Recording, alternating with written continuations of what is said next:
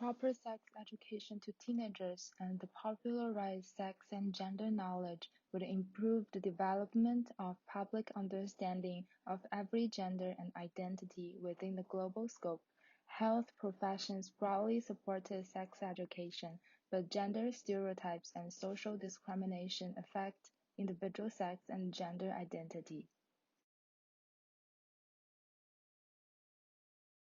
Education is heralded as one of the most cost-effective investments in global development. One of the most remarkable consequences of expanding education over the past decades is the reversal of education's gender gap. For this presentation, I will start from the social influence of sex education, like media consumptions and social norms, then going through the individual and family education practice from a feminism point of view to research the significance of sex education, then study how masculinity and femininity are redefined through sex education and the capacity and the potential of sex and gender education to the development of international society.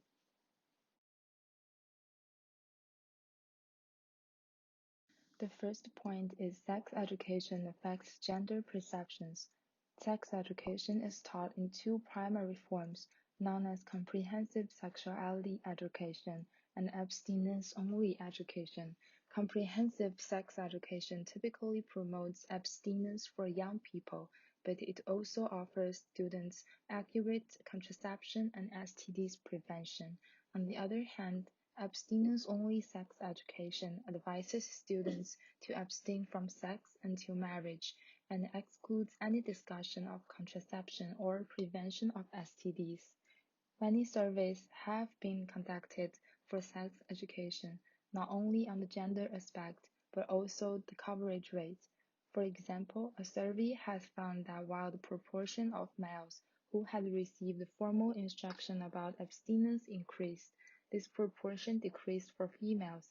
The gap between males and females in receipt of abstinence education was 18 percentage points in 1995, but had almost disappeared by 2002. However, according to the Center of Disease Control and Prevention, the share of schools providing sexual health education declined between 2000 and 2014 across topics ranging from poverty and abstinence to how to use a condom. Also, you can see all the decreasing tendencies in the chart about sex education from 2000 to 2014. Schools and families are two main sources for teenagers to gain sexual and gender education. The statistics shown that the coverage rate of sex education in school was even decreasing from 2000. Sex and gender exist when we were born. It is normal and reasonable for people to treat their sexuality and gender as a part of human being, but not something should be skirted around.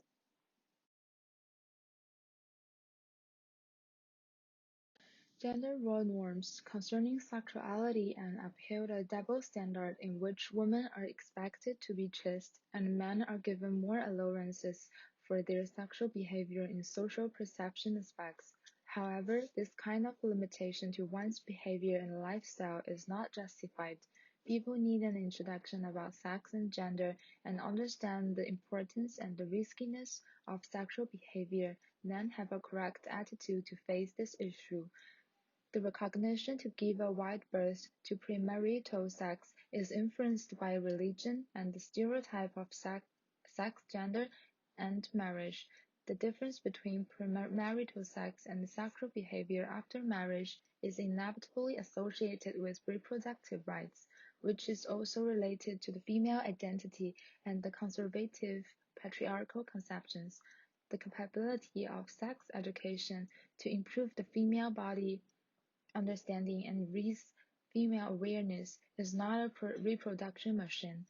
Females were always put in the second position about contraception methods and reproduction rights, but when things came to court, the sentences were always given to the mother. The birth control method in many countries, like in intrauterine rings, was commonly used in Asian countries for birth control. However, it does not like condoms. The intrauterine rings is harmful to female uterus. which uses damage to make the uterus does not work for reproduction. The primary choice to have safer sexual behavior is using condoms. However, the choice is in men's hand. The asymmetric information on sex education between two genders would cause many health issues and unwanted pregnancy and even on teenagers. The purpose of sex education is to popularize sexual health and sexual rights to both genders.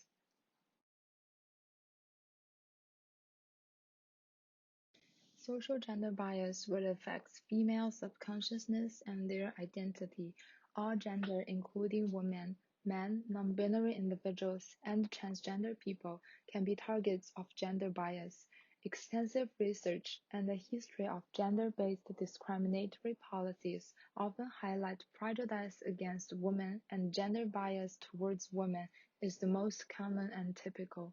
We may occasionally like to think we live in a post-gender world, but gender stereotype affects how others think of women, and perhaps most disturbingly, how girls and women think of themselves. Gender stereotype is harmful when it limits women and men's capacity to develop their attributes or professional skills and make decisions about their lives and plans.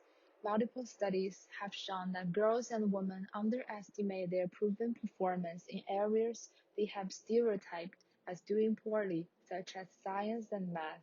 Women might disproportionately avoid scientific pursuits because their self-view leads them to mischaracterize how well they objectively act on any given scientific task. Meanwhile, boys tend to underestimate their art scores. This gap was especially notable when students reported believing in gender stereotypes, and when they were primed to think about men's and women's abilities in math and arts before being asked to recall their scores.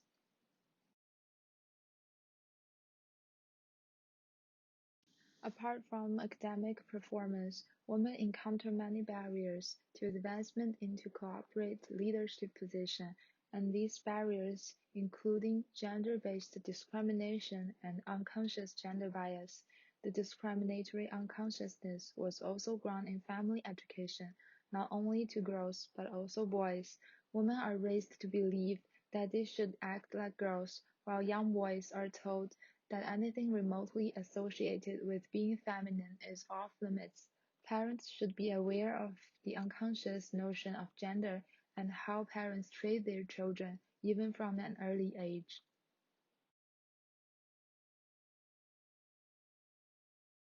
In recent years, many films and dramas about sex education were released, reshaping people's perception about sex and gender. To think all the media and advertisements in daily life would deliver puzzle information and ideas to people's thought, which means whatever TV, films, newspapers, social media, and even the buzz on the streets would be a kind of immersive education. For example, the film Orlando, performed by Tilda Swinton, undergoes a transformation from a man to woman and finds himself or herself confronting 18th century and 19th century society's narrow and confining attitudes towards femininity. The film suggests that both women and men are disadvantaged by traditional gender norms, favoring a more fluid, flexible conception of gender roles and relations. Orlando's 400-year character arc, perhaps the most prolonged and complicated in narrative feature film history, teaches both the protagonists and the film audience about the ironies and hypocrisies of patriarchal definition of masculinity and femininity. Also, the film states that the femininity and masculinity are socially constructed rather than defined by biological construction.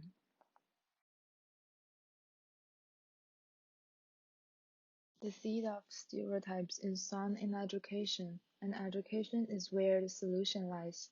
The international development of gender difference and respect for every gender will be promoted by increasing awareness of sex education and creating positive, justified campaigns and media outputs. Many traditional barriers have been broken down in the modern society. However, some social norms about gender and gender discrimination are still persistent and pervasive in our culture, limiting both boys' and girls' future options and personality development. Families, schools, and society should make combined efforts to eliminate social gender norms and gender discrimination.